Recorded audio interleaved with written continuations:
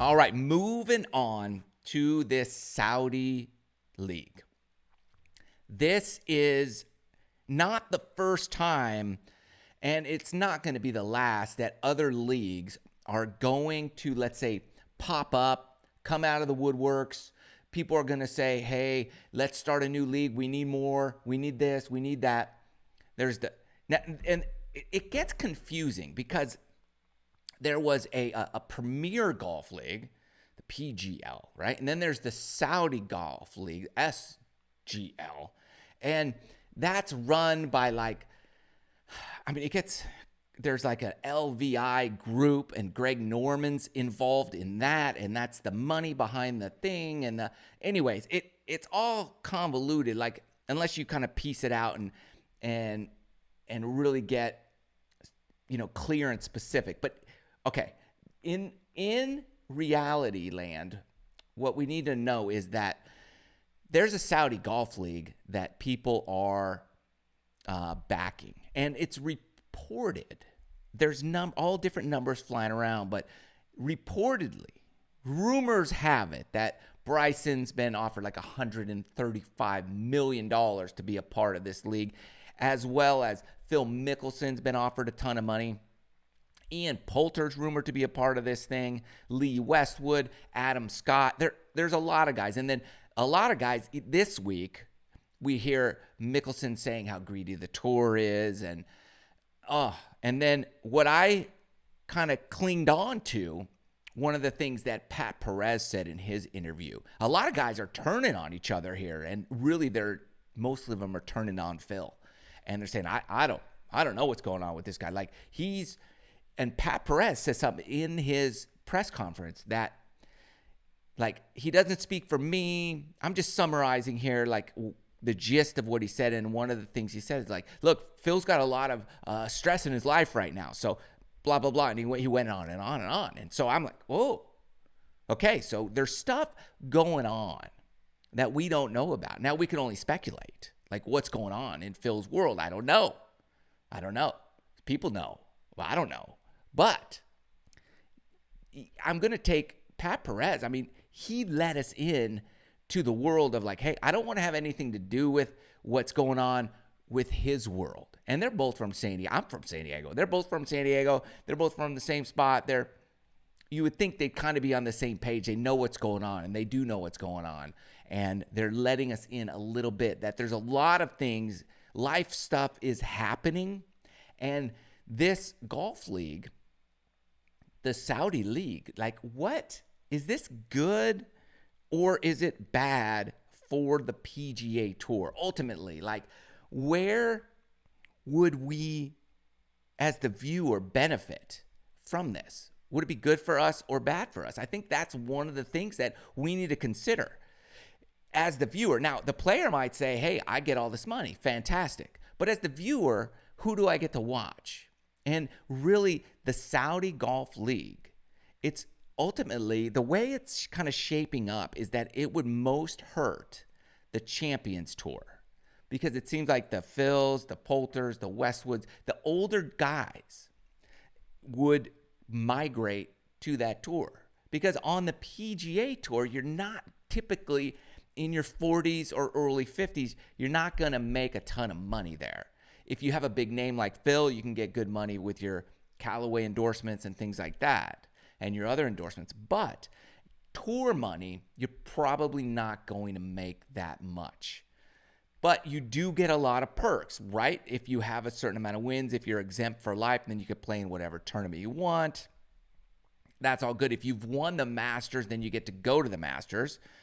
Now, the fact that Greg Norman is somehow involved in this makes it feel like there's something having to do with, hey, we're going to have our own thing, because I don't get to go play the Masters because he's never won it. So he wants to be a part of something else, and he's tried something like this with the World Golf League back in the 90s, and that didn't work out either. So there's a lot of kind of pieces to this puzzle, and I think, in my opinion, I would just guess that I don't think this golf league is really going to come to fruition. I don't think it's going to happen. I don't think it's going to take off, personally. But I do think that it's guys like Phil are using it as leverage to get some change on the PGA Tour. Because here's what happens. The PGA Tour owns everything.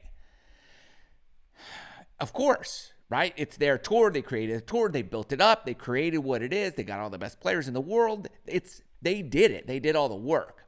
And so they're going to own everything. And a lot of the players don't like that, right?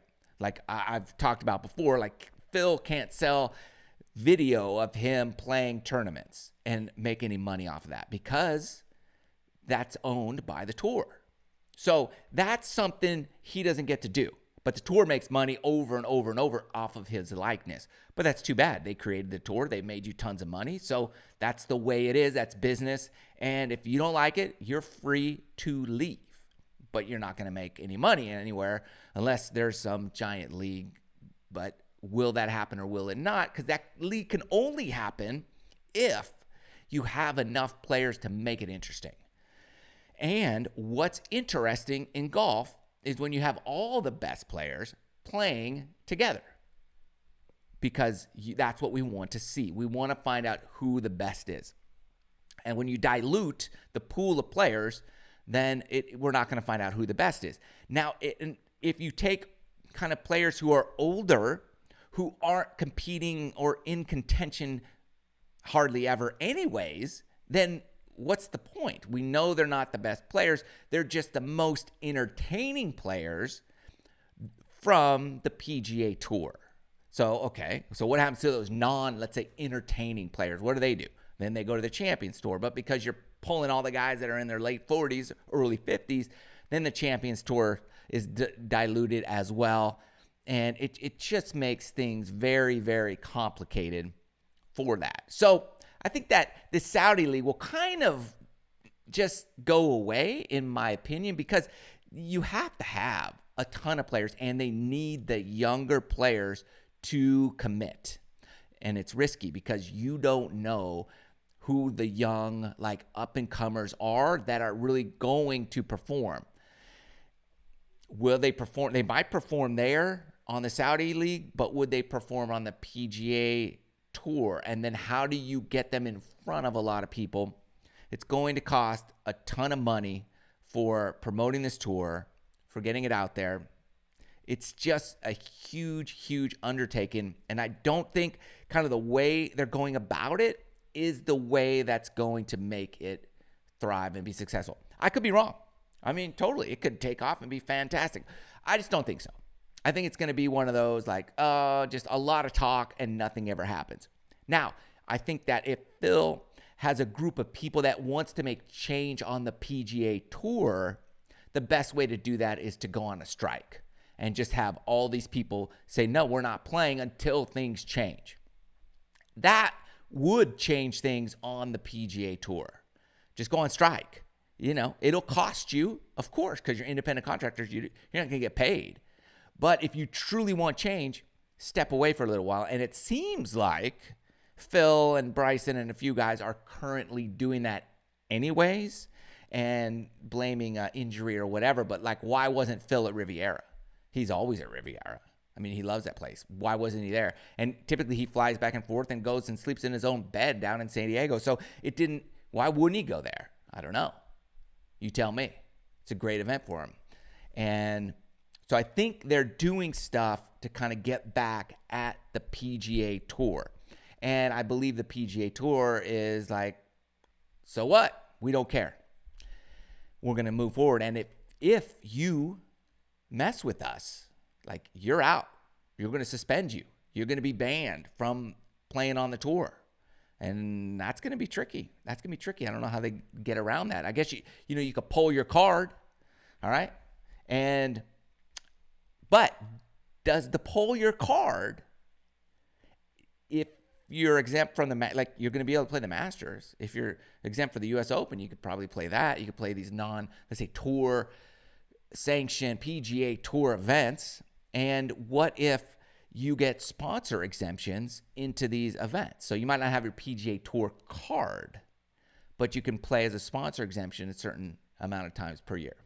But the tour does do stuff to incentivize people to play. Like if you play 15 events, they give you like a $50,000 bonus for playing a certain amount of events. You know, they have their player incentive program, the PIP.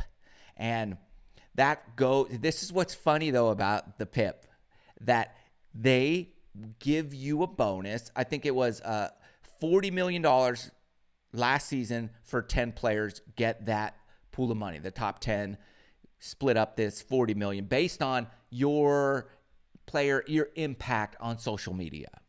And for 2022, it's rumored like it's $50 million. So there's a lot of money, but only 10 guys are going to split up that money. So the number one gets the most, and that's probably Tiger Woods or Phil or Bryson or Brooks. And the other guys are scrambling, trying to be influencers. Here's the deal, and this is the challenging part. If you are spending all your money or all your time to try to earn that money on social media, that's going to take away from your performance on the PGA Tour. Like, look at Bubba Watson. He puts a lot of time into social media, doing little stuff, TikToks or whatever. But he's kind of, when he started doing that, he started tailing off the PGA Tour. He's not competing as much as he had been in the past. And so that's one of the challenges. What makes you a great PGA Tour player is like that Tiger Woods model of stay away from me, privacy, I'm going to do my thing, don't talk to me, I'm not going to do anything but practice, focus, play, and dominate. That's how you win, right? That's how you become like a Tiger Woods, by doing that. But if you're doing social media land, then that's going to really take away from your ability to do the other stuff. So I think it's a double-edged sword with that PIP money. But what the tour wants, they want to own the social media space.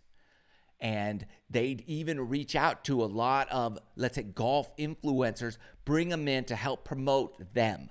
Not the influencers, to help them promote the PGA Tour. And these influencers fall for it all the time. Yeah, I get all this stuff, cool. They don't understand all that content is owned by the PGA Tour. The PGA Tour is getting all the benefit from it. You get to do a couple cool things, but it's non-sustainable. It's not going to last for very long. You can't build a business, off of that stuff that they give you. They're just letting you in the door, allowing you to do a little bit of stuff so that they get promoted through you. And so they're doing that exact same thing with the player incentive program, but using the tour guys to do it. And if I'm on tour, I'm focused on practice, getting better, and competing. And I'm staying away from all the other social media stuff because that gets in your head.